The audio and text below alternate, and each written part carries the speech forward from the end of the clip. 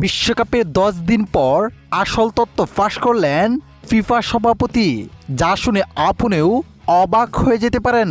প্রিয় দর্শক, সেই কাঙ্ক্ষিত ফাইনাল ম্যাচের সময় যতই যাচ্ছে ততই যেন নতুন নতুন গোপন তথ্য ফাঁস হচ্ছে।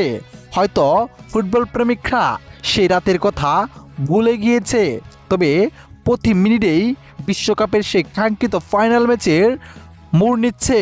এবার কঠিন তথ্য ফাঁস করে সবাইকে অবাক করে দিয়েছেন ফিফার সভাপতি, যেখানে তিনি জানিয়েছেন, আমার কিছু করার ছিল না, উপরে আমাকে আদেশ করা হয়েছে, বলা হয়েছে তার বিষয়টি যেন গোপন রাখি এবং তার কথা মতোই আমি কাজ করি এবং আর্জেন্টিনার বিপক্ষে গিয়ে দাঁড়িয়ে ম্যাচ ছাড়াই।